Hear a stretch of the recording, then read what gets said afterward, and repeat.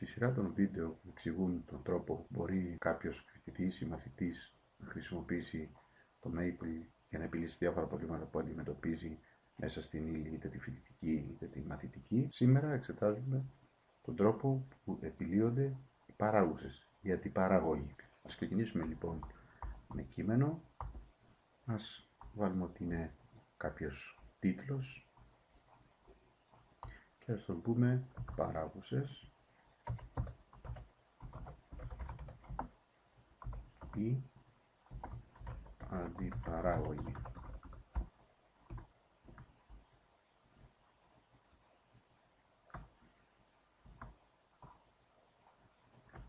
Λοιπόν, θα κάνουμε ένα παράδειγμα.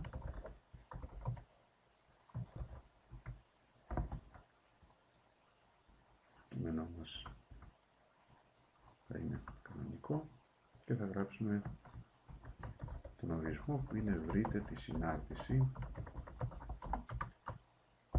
Πάμε στα μαθηματικά. F κεφαλαίο του χ. Βγαίνουμε από το μαθηματικό, πάμε σε κείμενο. Κόμμα παράγουσα της συνάρτησης. Ξαναπάμε μαθηματικά. F του χ ισούται με χ. Shift και 6 για να πάμε στον εκθέτη. Χ στην τρίτη. Δεξί βελάκι. Μείον 4. Χ. Shift και 6 για να πάμε στην εκθέτη. Τετράγωνο. Δεξί βελάκι για να φύγουμε από τον εκθέτη και να πάμε στην γραμμή βάσης. Συν 3.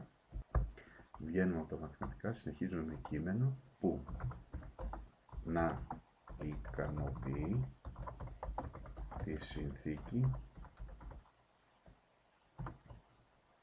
Πάλι στα μαθηματικά. F κεφαλαίο στο μείον 4 να ισούται με 5. Βγαίνουμε πάλι από τα μαθηματικά, πάμε στο κείμενο. Ζητάμε ακόμη να σχεδιάσουμε επίσης τα μέλη της οικογένειας των παράγουσων. Λύση. Ας πάμε πάλι στο header 2.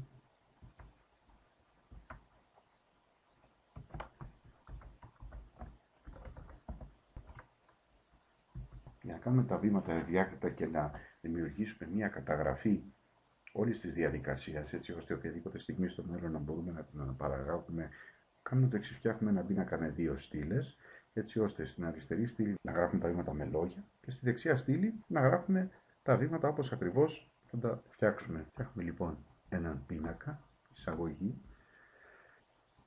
πίνακας, με μία γραμμή και δύο στήλες και γράφουμε. Εδώ αριστερά λοιπόν ξεκινάμε με κείμενο και λέμε πρώτον φορτώστε το πακέτο λογισμός 1 για φοιτητές. Πώς γίνεται αυτό? Πάμε εδώ δεξιά για να αφήνουμε τα βήματα όπως τα κάνουμε μέσω του Maple. Πάμε λοιπόν στα εργαλεία, φόρτωμα πακέτου, βρίσκουμε το πακέτο που μας ενδιαφέρει, λογισμός για φοιτητές, και το επιλέγουμε. Φορτώθηκε. Τώρα δεύτερον, θέλουμε να γράψουμε τη συνάρτηση σε μαθηματική μορφή. Πώς το κάνουμε αυτό? Ερχόμαστε εδώ λοιπόν, πάμε στην από κάτω γραμμή, πάμε μαθηματικά και με F του χ ισούται με χ, shift και 6 για να ανέβουμε στη δύναμη, τρίτη, δεξί βελάκι, μείον 4, χ πάλι shift και 6, τετράγωνο, δεξί βελάκι, συν 3. Τώρα, μέσω του μενού συναφών επιλογών, επιλέξτε δεξί σκέλος. Εδώ λοιπόν που είμαστε, δεξί κλικ, εμφανίζεται το μενού συναφών επιλογών και λέω θέλω να διαλέξει το δεξί σκέλος. Το δεξί σκέλος λοιπόν είναι το χ τρίτης μείον 4 χ τετράγωνο συν 3. Εκ νέου τώρα μέσω του μενού συναφών επιλογών επιλέξτε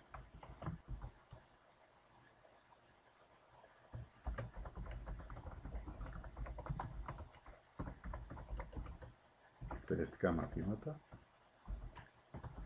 διαφορικός λογισμός μιας μεταβλητής και στη συνέχεια αντιπαραγωγή, που στην ουσία είναι η παράγουσες. Πάμε εδώ λοιπόν, δεξί βέλος, εμφανίζεται το μενού συναφών επιλογών, εκπαιδευτικά μαθήματα, διαφορικός λογισμός απλής μεταβλητής και πάμε αντιπαράγωγη. Βλέπουμε ότι εμφανίζεται ένα καινούριο παράθυρο, απειραστικός λογισμός, αντιπαράγωγος, έχει το παράθυρο του διαγράμματος, όπου υπάρχει η συνάρτηση με το κόκκινο χρώμα, εμφανίζεται στο πεδίο τιμών από μείον 2 έως συν 2, το μείον 2 έως συν 2, ενώ η αντιπαράγωγός της φαίνεται με το μπλε χρώμα, αυτή είναι η αντιπαραγωγός της, με το μπλε χρώμα, και η οποία έχει στο σημείο μείον 2, λαμβάνει τιμή με 0. Εμείς όμως έχουμε μια αρχική συνθήκη, όπου θα δούμε ότι η αντιπαράγωγος στο σημείο μείον 4 θέλουμε να λαμβάνει τιμή 5. Άρα η αρχική τιμή της αντιπαραγωγού θέλουμε να είναι 5. Το πεδίο τιμών εμείς που θέλουμε να παίρνουμε θέλουμε να είναι από το μείον 4 έως το 4.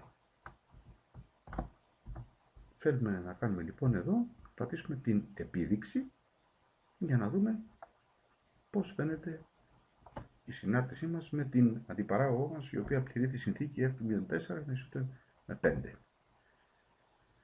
Νάτι. Η παράγωγός μας είναι αυτή.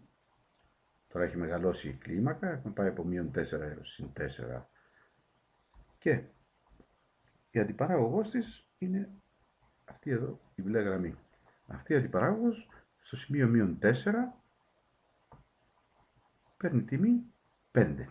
Τέλος, αν θέλουμε τώρα να σχεδιάσουμε και τις διάφορες κλάσεις των αντιπαραγωγών, την οικογένεια ολόκληρη των αντιπαραγωγών, τσεκάρουμε αυτό εδώ που λέει δείξε την κλάση των αντιπαραγωγών και λέμε κάνε επίδειξη. Και τώρα θα μας εμφανίσει την αρχική συνάρτηση με κόκκινο, την αντιπαράγωγο που συμπληρεί τη συνθήκη στο σημείο μείον 4 να έχει τιμή 5 και όλες τις υπόλοιπες παράγουσες συναρτήσεις αυτής εδώ. Αφού λοιπόν το έχουμε τελειώσει και το βλέπουμε, πατάμε κλείσιμο και εμφανίζεται πια η συνάρτηση,